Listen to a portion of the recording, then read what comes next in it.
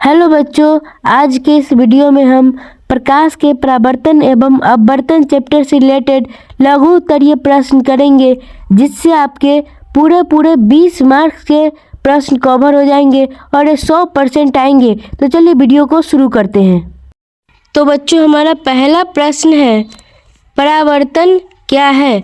तो बच्चों, इसका आंसर हम लिखेंगे, जब प्रकाश किरणें किसी सतह से टकराकर वापस उसी माध्यम में लौटती है तो इस प्रक्रिया को परावर्तन कहते हैं, या इसको ऐसे भी लिख सकते हैं कि इसे प्रकाश का परावर्तन कहते हैं। चलिए अगले क्वेश्चन की ओर चलते हैं। हमारा अगला क्वेश्चन है, परावर्तन के नियम लिखिए। तो बच्चों, आपको ये ध्यान में रखना है कि परावर्तन के कुल 2 नियम होते हैं, जिसमें से पहला नियम कहता है कि आपतन किरण, परावर्तित किरण और अभिलंब तीनों एक ही समतल में होते हैं। यानी कि आपतन किरण जो होती है और परावर्तित किरण और अभिलंब तीनों एक ही, जैसे कि अभी समतल है, और ये है इसका आपतन किरण, ये है परावर्तन किरण और ये है अभिलंब, तो तीनों एक ही समतल में स्थित होती है। चलिए अगले पॉइंट की ओर चलते हैं। इसका अगला पॉइंट है, आपतन कोण परावर्तन कोण के बराबर होता है। यानी कि आपतन कोण जो होता है वो क्या होता है? परावर्तन कोण के बराबर होता है। अगले क्वेश्चन की ओर चलते हैं।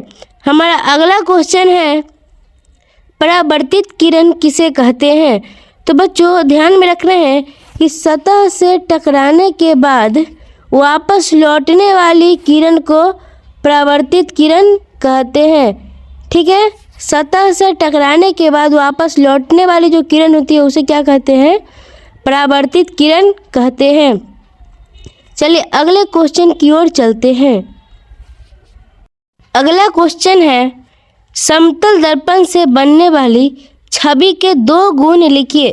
तो बच्चों, समतल दर्पण द्वारा जब बना प्रतिबिंब होता है उसकी छवि जो बनती है, यानी कि जो प्रतिबिंब जो बनती है वो आभासी और सीधी बनती है। और उसका दूसरा गुण हम लिखेंगे कि छवि का आकार वस्तु के आकार के बराबर होता है। यानी कि जो प्रतिबिंब बनता है उसका आकार और जो वस्तु होता है उसका आकार दोनों बराबर होता है। अगले क्वेश्चन की ओर चलते हैं। हमारा अगला क्वेश्चन है, कोणीय दर्पण क्या है? इस क्वेश्चन का आंसर लिखेंगे बच्चों, जब 2 दर्पण किसी कोण पर रखे जाते हैं, जब 2 दर्पण किसी कोण पर रखे जाते हैं तो इसे क्या कहते हैं? कोणीय दर्पण कहते हैं। जब 2 दर्पण किसी कोण पर रखे जाते हैं तो इसे क्या कहते हैं? कोणीय दर्पण कहते हैं। अगले क्वेश्चन की ओर चलते हैं। हमारा अगला क्वेश्चन कहता है कि अपवर्तन क्या है? अपवर्तन क्या है? तो अपवर्तन कहने का मतलब है कि जब प्रकाश किरणें एक माध्यम से दूसरे माध्यम में प्रवेश करती है और उसकी दिशा बदल जाती है तो इस घटना को क्या कहते हैं? अपवर्तन कहते हैं। जब प्रकाश किरणें किसी एक माध्यम से दूसरे माध्यम में प्रवेश करती है और उसकी दिशा क्या हो जाती है? बदल जाती है, तो इस घटना को क्या कहते हैं? अपवर्तन कहते हैं।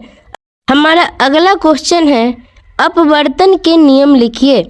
अपवर्तन के नियम में हम लिखेंगे, आपतन किरण, अपवर्तित किरण और अभिलंब एक ही समतल में होते हैं। और उसका अगला नियम लिखेंगे कि आपतन कोण और अपवर्तन कोण का अनुपात प्रत्येक माध्यम के लिए स्थिर होता है, इसे अपवर्तनांक कहते हैं। ठीक है, तो इसे ध्यान में रखना है। अगले क्वेश्चन की ओर चलते हैं। हमारा अगला क्वेश्चन है, अपवर्तनांक क्या है? तो बच्चों, अपवर्तनांक का अर्थ होता है किसी माध्यम में प्रकाश की चाल का निर्वात में प्रकाश की चाल से अनुपात को क्या कहते हैं? अपवर्तनांक कहते हैं। बच्चों, ये सभी VVI क्वेश्चंस है जो बोर्ड परीक्षा 2024 में आने की 80 से 90% चांस है। तो बच्चों, आप इन सभी क्वेश्चंस को लिख कर और याद कर लें क्योंकि ये क्वेश्चंस बहुत ज़्यादा इम्पोर्टेंट हैं। और अभी तक आपने हमारे चैनल को सब्सक्राइब नहीं किया है तो हमारे चैनल को सब्सक्राइब भी कर ले और अपने दोस्तों के साथ भी शेयर करें इस वीडियो को। चलिए अगले क्वेश्चन की ओर चलते हैं। हमारा क्वेश्चन अगला कहता है कि अपवर्तन की घटना का उदाहरण दीजिए। उस समय हमसे परावर्तन की घटना का उदाहरण पूछा गया था, यहाँ अपवर्तन की घटना का उदाहरण पूछा जा रहा है। तो बच्चों इसका एक उदाहरण है कि पानी में डाली गई छड़ी टेढ़ी दिखाई देती है, और इसका दूसरा उदाहरण हो जाएगा कि प्रिज्म में प्रकाश का झुकना। ठीक है, अगले क्वेश्चन की ओर चलते हैं।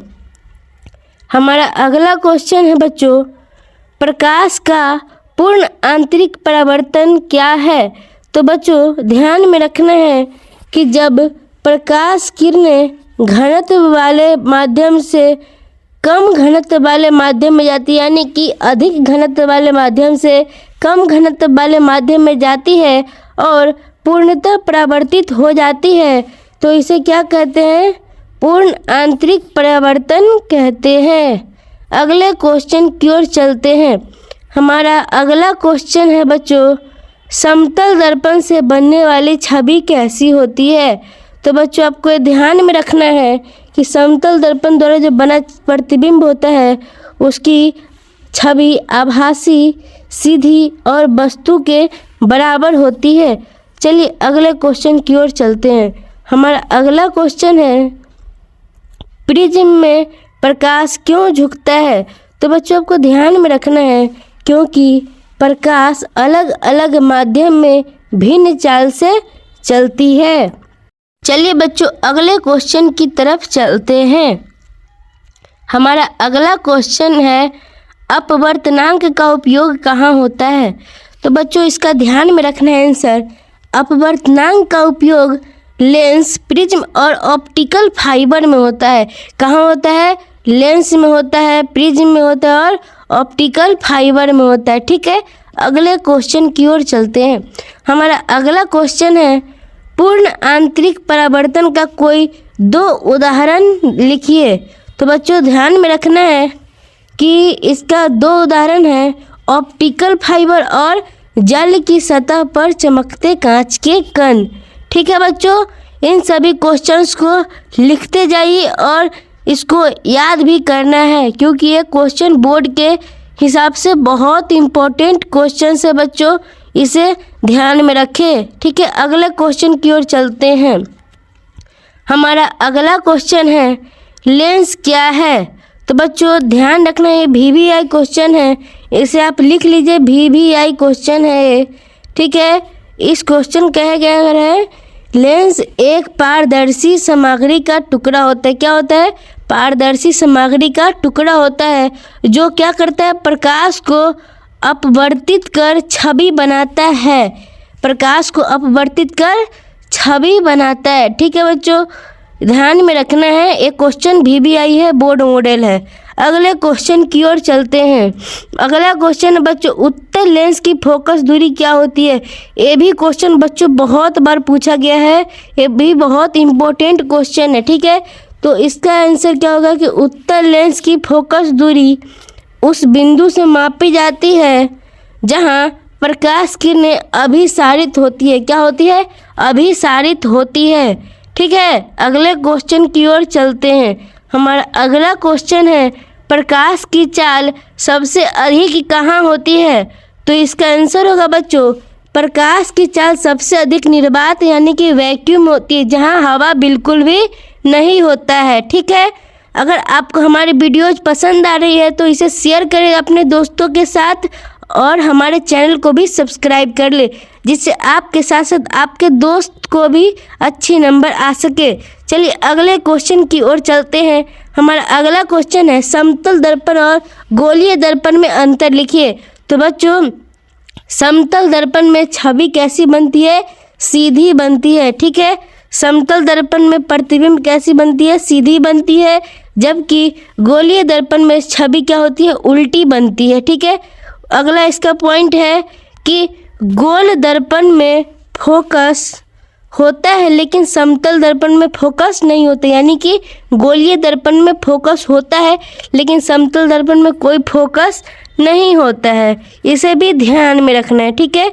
अगले क्वेश्चन की ओर चलते हैं। हमारा अगला क्वेश्चन दिया है कि प्रिज्म क्या है। बच्चों ये भी बोर्ड मॉडल VBI क्वेश्चन है, बहुत ज़्यादा इम्पोर्टेंट क्वेश्चन है, इसको भी ध्यान में बहुत ज़्यादा रखना है, ठीक है।